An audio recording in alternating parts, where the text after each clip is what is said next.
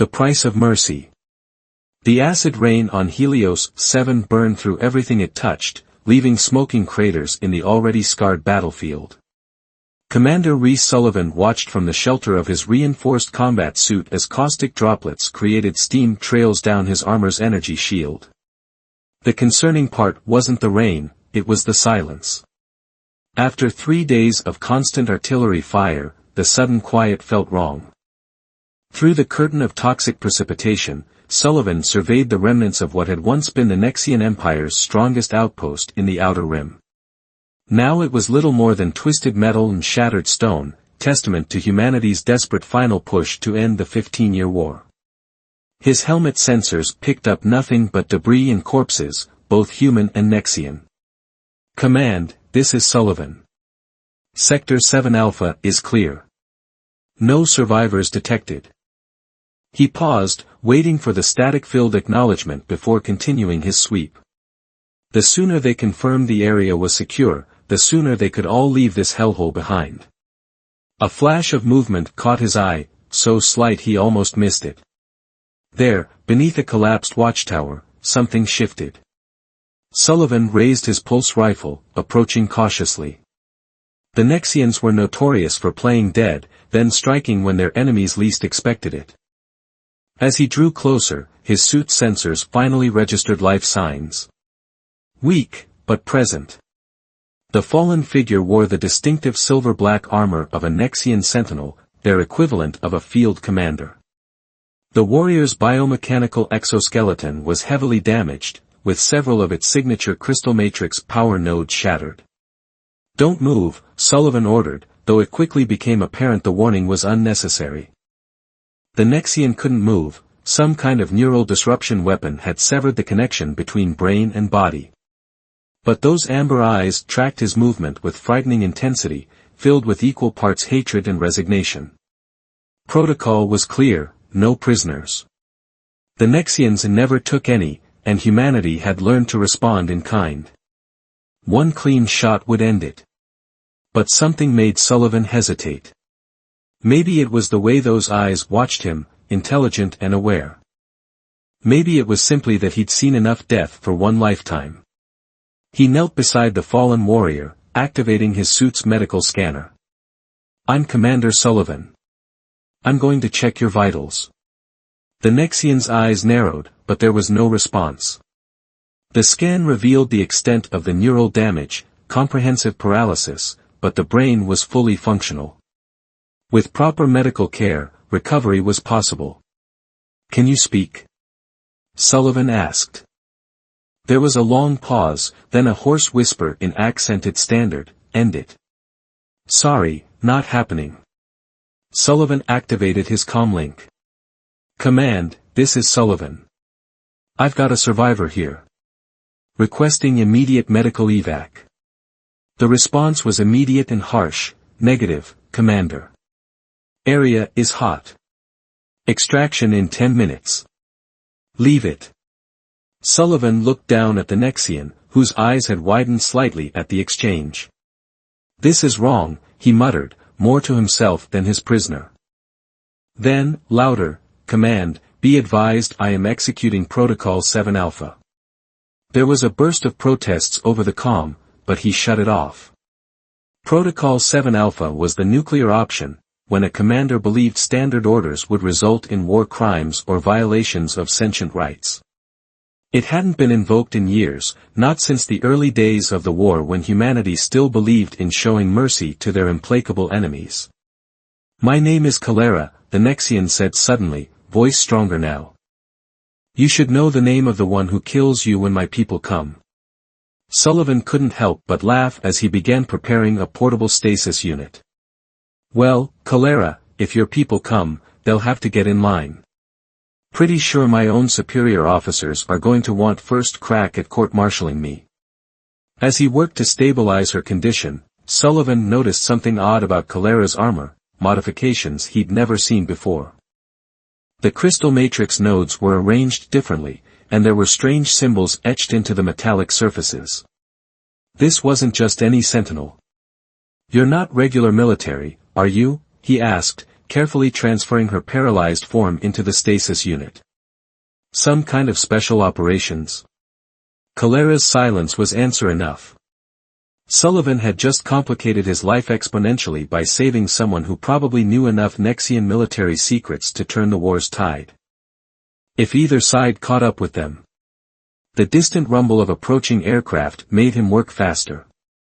The stasis unit would keep Kalera stable, but he needed somewhere to take her. Somewhere off the grid, where neither human nor Nexian authorities would think to look. A half-formed plan began taking shape in his mind. Ever heard of the frontier territories? He asked, securing the last seal on the stasis pod. No. Well, you're about to get a crash course in how the other half of the galaxy lives. The aircraft were getting closer, but they weren't the expected human shuttles. The engine signature was all wrong. Kalera's eyes widened fractionally. Those are Nexian hunters, she said, her tone carrying a note of what might have been fear. They will not show you the mercy you have shown me. Yeah, well, days young, Sullivan replied, activating his emergency beacon. The signal would reach his old contacts in the frontier. Whether they'd help or turn him in remained to be seen, but it was the only play he had left. As he prepared to move them both to safer ground, Sullivan reflected that this probably wasn't what his instructors had meant when they taught him about building bridges between species. But as the first energy bolts began raining from the sky, he decided that philosophical debates about interstellar diplomacy could wait. Right now, he had a paralyzed Nexian special operative to protect, a bunch of angry soldiers from both sides hunting them, and no real plan beyond, stay alive and figure it out later. In other words, it was turning into a pretty typical day in the life of Commander Rhys Sullivan. Enemy of my enemy. The frontier trading post of Haven's Cross wasn't much to look at, a ramshackle collection of retrofitted cargo containers and salvaged ship parts orbiting a dying star. But to Sullivan, its questionable reputation was exactly what they needed right now. The station's infamous, "don't ask, don't tell," policy regarding its visitors had saved his life more than once during his Spec Ops days. Home sweet home, he muttered, guiding his stolen shuttle into one of the less reputable docking bays. Behind him, the stasis pod containing Kalera hummed steadily, its power reserves running dangerously low. They needed proper medical facilities, and soon. The docking bay's atmosphere shield flickered unreliably as Sullivan landed, reminding him why Haven's Cross charged such low berthing fees. He powered down the shuttle systems and turned to his passenger. "I've got contacts here who can help. Whether they will or not depends on how many favors I can call in." Kalera's eyes tracked him from within the pod. The neural paralysis was gradually wearing off, she could now move her head slightly and speak without strain. "Your optimism is illogical, human. Both our peoples will be hunting us. This station cannot hide us forever." "Probably not," Sullivan agreed, beginning the delicate process of moving the stasis pod onto a hover trolley. "But forever's not what we need. Just long enough to get you back on your feet. Then you can try to kill me with a clear conscience." A sound emerged from Kalera that might have been a laugh, though it was hard to tell with Nexians. "Your species' habit of using humor to deflect from serious situations is most peculiar. Yeah. Wait till you try our food." Sullivan sealed the shuttle and guided the hover trolley toward the station's medical sector. The corridors were mercifully empty, most of Haven's Cross's population preferred to sleep during the station's artificial night cycle. They were halfway to their destination when Sullivan's instincts screamed a warning. The corridor was too quiet, the usual background hum of machinery muted. He reached for his sidearm just as the first shot hit the wall beside his head. "Down!" he yelled unnecessarily to his paralyzed companion, diving behind the hover trolley as more energy bolts filled the corridor. Through the chaos, he caught glimpses of their attackers, humanoid figures in mismatched armor. Pirates. "This is unfortunate," Kalera observed with typical Nexian understatement as Sullivan returned fire. "I don't suppose your contact warned you about local criminal elements?" Funny thing about criminals, Sullivan grunted, scoring a hit that sent one pirate sprawling. They're not big on keeping appointments. He activated the trolley's emergency protocols, extending its built-in energy shield. It wouldn't last long, but it beat nothing. The pirates were well armed but poorly trained, firing wildly and damaging station infrastructure. Sullivan had counted at least 6 of them, probably thinking they'd found easy prey in a lone shuttle pilot. Their surprise at meeting professional resistance was working in his favor, but he was painfully aware of their vulnerable position. "Behind you," Calera said suddenly. Sullivan spun, dropping another pirate who tried to flank them. "Your combat awareness is adequate," she added, managing to make it sound like an insult. "Thanks. I took a correspondence course." Sullivan's weapon clicked empty. He had a spare power cell, but reaching it meant exposing himself to fire. The pirates were regrouping, taking more careful aim. Time was running out. Then Calera spoke again, her tone different. "The medical override. My armor's neural interface. What about it? The paralysis weapon damaged my connection to the armor, but a strong enough electrical surge might reset it. Temporarily." Sullivan caught her meaning. "Might also fry your nervous system completely. As you humans say, nothing ventured. Nothing gained." Sullivan pulled a shock grenade from his belt, technically illegal in civilized space, but Haven's Cross was far from civilized. "This is going to hurt. Pain is irrelevant. Victory is all that matters. Yeah, we're definitely going to work on your priorities." Sullivan modified the grenade's charge, praying he'd calculated correctly. Too much power would kill her, too little would do nothing. "Ready?" Calera's eyes met his. "Do it." The modified grenade sent a targeted electromagnetic pulse through Calera's armor. For a moment, nothing happened. Then her body convulsed, the armor's crystal nodes flaring brilliantly. The stasis pod safety systems blared warnings as Calera's vital signs spiked dangerously. The pirates, sensing something was wrong, charged their position. Sullivan prepared to make his last stand, and then Calera moved. Even with damaged armor and recovering from paralysis, she was magnificent. The Nexian warrior erupted from the stasis pod in a blur of motion, her armor's enhanced strength letting her tear through the pirates' ranks like tissue paper. Sullivan provided covering fire, but mostly he just tried to stay out of her way. In less than 30 seconds, it was over. 6 pirates lay unconscious or groaning on the deck. Calera stood among them, swaying slightly but upright. Then her legs buckled. Sullivan caught her before she hit the ground. The temporary surge had worn off, paralysis returning. But there was something different in her expression as he helped her back into the stasis pod, something that might have been respect. "That," she said quietly, "was adequate." Sullivan laughed. "High praise. Come on, let's get you to medical before more adequacy is required." As they continued through the station, Sullivan reflected that he'd just witnessed something unprecedented, a human and Nexian fighting side by side. The universe, it seemed, had a sense of humor after all. What neither of them noticed was the station's security camera capturing everything. And in a distant office, someone was very interested in what they were seeing. Breaking chains. Dr. Thaddeus Reed had seen a lot of strange things during his 20 years running the medical bay at Haven's Cross, but a human carrying an injured Nexian sentinel was definitely a first. He studied the diagnostic readouts with a furrowed brow while Sullivan hovered nearby, tension evident in every line of his body. "Well?" Sullivan asked after the silence had stretched too long. "Can you help her?" Reed scratched his gray-streaked beard. "The neural damage is extensive but not permanent. Her own nanites are already repairing the damage, but they're working too slowly. I can accelerate the process, but..." He glanced meaningfully at Calera. "The treatment will be excruciating." "Pain is meaningless," Calera stated from her bed, though her voice lacked its usual certainty. Sullivan stepped closer to her. You don't have to prove anything here. We can wait for natural healing. And risk capture. No. Proceed with the treatment, Doctor. Reed nodded and began preparing a complex array of neural stimulators. Commander, you should step outside.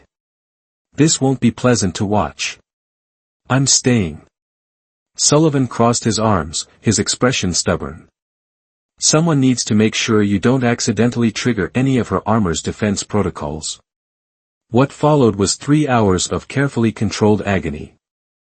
Reed systematically reactivated Kalera's neural pathways, forcing connections that her body had shut down for protection. To her credit, she didn't scream once, though her breathing grew ragged and her hands clenched the bed hard enough to leave dents in the metal. Sullivan remained by her side, his presence a strange comfort though neither would admit it. Occasionally he would speak softly in her native language, badly mangled pronunciation, but the effort itself was surprising. Most humans didn't bother learning Nexian beyond basic combat phrases. Finally, Reed stepped back, wiping sweat from his forehead. That's all I can do for now. The rest is up to her natural healing process. He began cleaning his instruments, hands shaking slightly. She should rest for at least 6 hours before attempting to move. Thank you, Sullivan said quietly, but Reed waved him off. Don't thank me yet. Word travels fast on Haven's Cross. Someone will have noticed you bringing her in. You should be planning your next move. As if to emphasize his point, a distant explosion rocked the station, causing the medical equipment to rattle. Sullivan's hand went to his weapon. That wasn't random. No, Kalera agreed, pushing herself to a sitting position despite Reed's protests. That was a Nexian breaching charge. They found us. Sullivan cursed. How? We were careful. The pirates. Kalera's voice was grim. They weren't random opportunists. They were testing our capabilities, reporting back to someone. Which means we've got a price on our heads. Sullivan began gathering medical supplies into a portable kit. Doc, is there another way out of here? Reed moved to a seemingly solid wall and pressed a hidden panel, revealing a narrow maintenance tunnel. Service corridor. Leads to the lower levels. But you won't get far, she's still weak from the treatment. I am functional, Kalera insisted, standing unsteadily. Her armor systems hummed as she forced them to compensate for her shaking legs. Sullivan saw the strain in her face and made a decision. He pulled a small device from his pocket, a neural amplifier, military grade and definitely illegal. This will help, but it's temporary. And addictive if used too long. Kalera studied him with those alien eyes. You carry forbidden technology designed specifically for Nexian physiology. You are full of surprises, Commander. Yeah, well, don't spread it around. Bad for my reputation. He helped her attach the device to her armor's neural interface. Ready? Another explosion, closer this time. The station's alert system began blaring evacuation warnings. Through the chaos, they could hear the distinctive sound of Nexian plasma rifles. A warrior is always ready, Kalera replied, but there was something different in her voice, not quite humor, but close. The neural amplifier was working, steadying her movements. They entered the maintenance tunnel just as the medical bay doors burst open. Sullivan sealed the hidden entrance behind them, then took point as they navigated the cramped space. The tunnel was designed for repair drones, not humans, and definitely not Nexians in battle armor. Your doctor friend, Kalera said as they moved. He will not betray our escape route. Reed? No. He's got his own reasons for helping people disappear. Sullivan paused at an intersection, checking his tablet station schematics. Besides, he's probably already gone through his own secret exit. Man's got more escape routes than a Martian casino. They emerged into a dimly lit cargo bay filled with stacked containers. Perfect for an ambush, from either side. Sullivan was about to suggest finding another route when Calera suddenly grabbed him, yanking him behind a crate as energy bolts filled the air where he'd been standing. "Now we are even," she said, referring to him saving her life back on Helios 7. "Pretty sure I still have a few saves left on the scoreboard." Sullivan peeked around the crate, counting targets. At least 8 hostiles. Mix of human and Nexian equipment. Mercenaries, Calera spat the word like a curse. Dishonored warriors selling their skills to the highest bidder. Hey, not everyone has the luxury of dying for a cause. Sullivan checked his weapons charge. Sometimes surviving is victory enough. Calera was quiet for a moment, considering his words. Then, perhaps. But survival without honor is still survival, Sullivan finished. And right now, that's all we need. He pulled his last shock grenade. Feel up for another dance. This time, when Calera moved, it wasn't just desperation and combat drugs. There was grace in her lethal efficiency, her movements perfectly synchronized with Sullivan's covering fire. They fought as if they'd trained together for years, each anticipating the other's actions. The mercenaries, expecting easy prey, found themselves facing a nightmare, a human Spec Ops veteran and a Nexian sentinel working in perfect harmony. It was over in minutes. As they secured the area, Sullivan noticed Calera studying him with an unreadable expression. "What? You fight well, for a human," she said finally. "It is unfortunate that we met as enemies. Way I see it, we're not enemies anymore. Just 2 people trying to survive." Sullivan checked the fallen mercenaries' equipment, looking for clues about their employer. "The question is, survive what? Someone's going to an awful lot of trouble to find us." "Yes." Calera's voice was troubled. "And I believe I know why. Commander, there is something I must tell you about my mission on Helios 7. Before she could continue, the station's emergency lights turned red, and a new alarm began to sound, one that made Sullivan's blood run cold. "What is that?"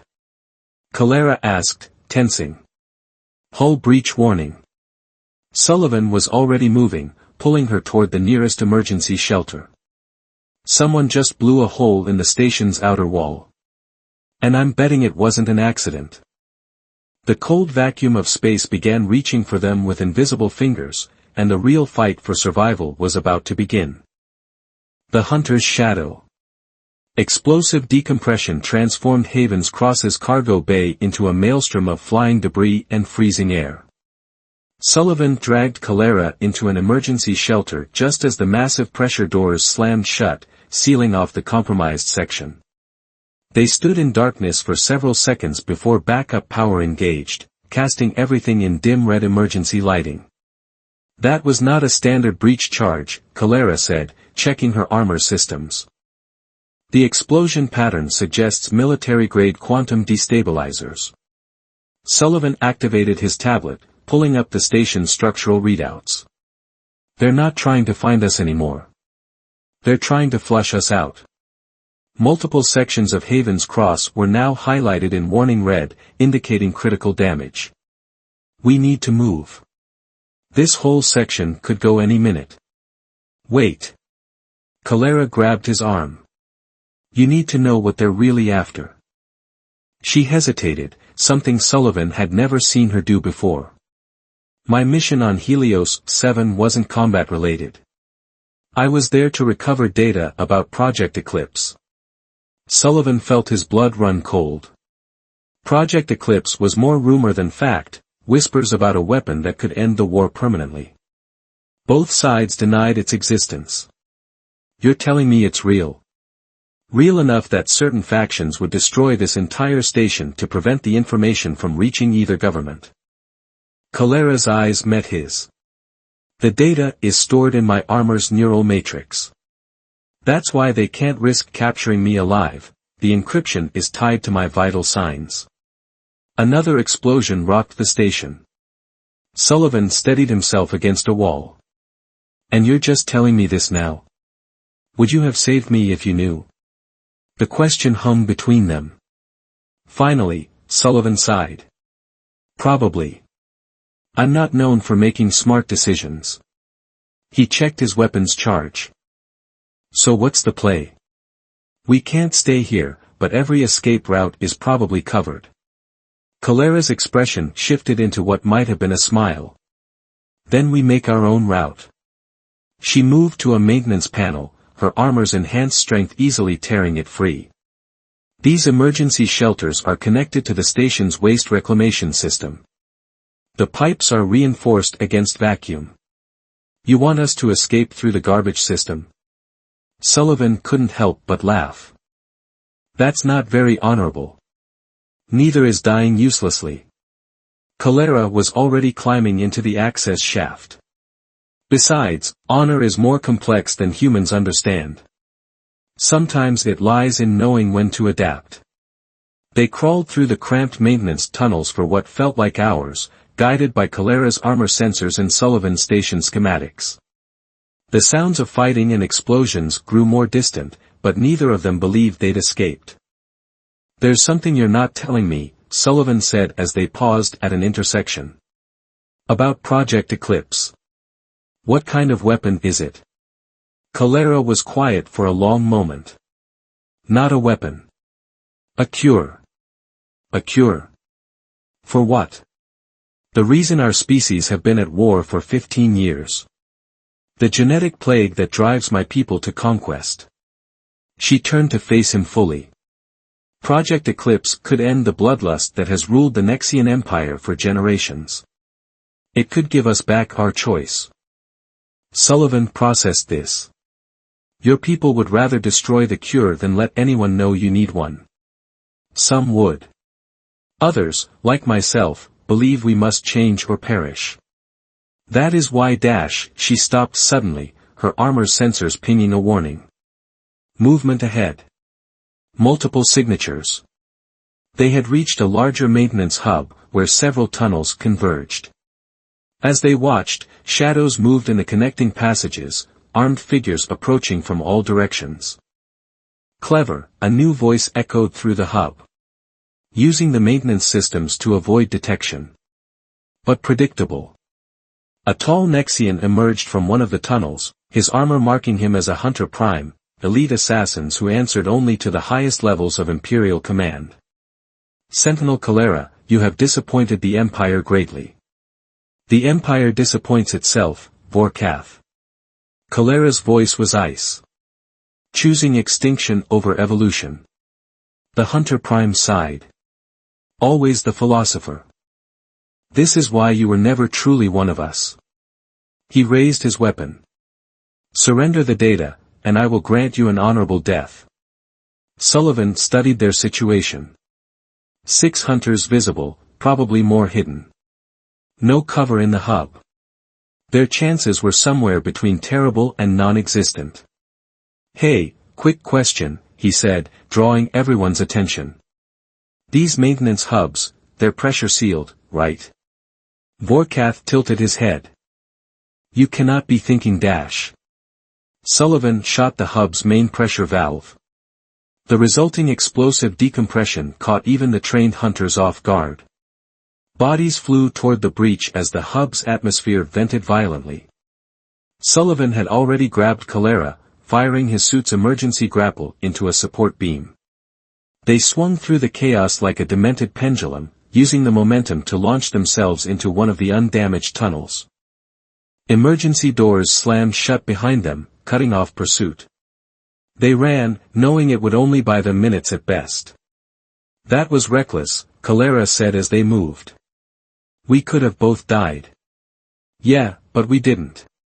Sometimes that's all you get. Sullivan checked their position. We're near the station's secondary docking ring. If we can reach it they will have ships waiting. Probably. But I've got one last bad idea. He pulled up a station map. How do you feel about taking a spacewalk? Kalera studied him. You are either brilliant or insane. Why not both? Sullivan grinned. Besides, you said it yourself, sometimes honor lies in knowing when to adapt. Before she could respond, a massive explosion shook the entire station. Warning sirens blared as Haven's Cross's artificial gravity began to fluctuate. They're destroying the station's core, Calera realized. They truly will sacrifice everything to keep the cure secret. Sullivan grabbed her arm. Then let's make sure it's worth it. Time to see if a human and a Nexian can rewrite history, assuming we survive the next few minutes. They ran toward the airlock, leaving behind the sounds of destruction. The station was dying, but something new was being born, a partnership that could change the course of two civilizations. If they lived long enough to see it. Dawn of understanding. Space was silent but far from empty. Debris from the dying Haven's Cross station filled the void, creating a deadly obstacle course as Sullivan and Calera navigated between fragments of the place that had briefly sheltered them. Their magnetic boots kept them anchored to the station's outer hull as they made their way toward their target, a small maintenance shuttle docked in a forgotten emergency bay. The Hunter's ships will detect our launch signature, Calera said through their linked comm system. Her armor was rated for vacuum, while Sullivan relied on his tactical suit's limited life support. We will have perhaps 30 seconds before they lock weapons. Then we better make those seconds count. Sullivan checked his oxygen readout, 15 minutes remaining. Ready for another crazy human plan? I am beginning to think that is redundant phrasing. The humor in her voice caught him off guard. Was that a joke? From a Nexian? The cure's working already. Focus, Commander. But there was warmth in her tone that hadn't been there before. They reached the shuttle just as another explosion tore through Haven's Cross's central spine. The station was breaking apart, its death throes providing cover for their escape attempt. Sullivan bypassed the shuttle's security while Calera kept watch, her armor's enhanced sensors scanning for pursuit. Multiple contacts, she reported as they entered the shuttle's airlock. 3 Hunter ships maintaining attack formation around the station. 2 more patrolling the probable escape vectors. Sullivan powered up the shuttle systems, trying to coax more speed from the aging engines. Good thing we're not taking a probable escape vector then. He pulled up the navigation display. How's your trust in crazy humans? Growing increasingly questionable. Calera studied the course he was plotting. The debris field. The radiation will interfere with their targeting systems, but it will also blind our sensors. One mistake dash. Then we don't make mistakes. Sullivan engaged the engines. Besides, I thought Nexians didn't believe in luck. We believe in skill. And physics. She strapped into the co-pilot seat. Both of which suggest this plan is suicide. Only if we die. The shuttle launched, its small profile initially lost among the chunks of station debris. For precious seconds, they drifted undetected. Then. Multiple weapons locks. Calera's hands flew over the defense controls. Their dash. The shuttle bucked as energy beams sliced through space around them. Sullivan threw them into a spin, using larger pieces of debris as temporary shields. The Hunter ships were faster, more heavily armed, but also limited by their own sophistication. Their targeting systems struggled to compensate for the chaotic environment, while Sullivan flew on pure instinct. Engineering section ahead, Calera warned. The radiation dash will fry their sensors worse than ours. Sullivan dove deeper into the debris field. Trust me. The pursuing ships hesitated at the edge of the radiation zone. Sullivan used that moment of indecision to execute a maneuver that was either brilliant or suicidal, cutting power completely and letting momentum carry them through a tumbling mass of station wreckage. You've killed us, Calera stated calmly. Not yet. Sullivan watched the readouts, counting silently. Their sensors are designed to track energy signatures. Right now we look like just another piece of debris. Until we hit something and explode. Such negativity. But his fingers were tight on the controls as he waited for the perfect moment. The hunter ships were spreading out, trying to box them in. Just a few more seconds. Now. Sullivan fired the engines at full power. The shuttle shot forward through a gap in the debris, accelerating hard enough that the compensators struggled to keep up. Behind them, the hunter ships opened fire, but their shots went wide as radiation scrambled their targeting. They burst free of the debris field, engines straining as Sullivan pushed them well beyond safety limits. The hunters followed, but they'd lost their optimal attack position. "We might actually survive," Calera said, sounding almost disappointed to be wrong. "Don't celebrate yet." Sullivan nodded toward the sensors. "They're calling in reinforcements. 6 more ships on intercept course. We cannot outrun them all." "No." Sullivan's expression was grim. "Which is why we're not running." He adjusted their course toward a seemingly empty section of space. "Remember that cure data you're carrying? Time to make it count." Understanding dawned in Calera's eyes. "The research station. The one where Project Eclipse began. Got it in one. Your people weren't the only ones with secrets out here." The shuttle's sensors pinged as they approached a massive cloak structure. "Welcome to Phoenix Base. Turns out humans have been working on helping your people too. We just went about it differently." The hidden station decloaked before them, a sprawling research facility that bore the markings of both human and Nexian design. As they approached, defense turrets activated, but didn't target their shuttle. "They're broadcasting recognition codes," Calera said, surprised. "How dash. Let's just say some of us on both sides have been planning for this day." Sullivan opened a comm channel. "Phoenix Base, this is Commander Sullivan. Requesting emergency docking.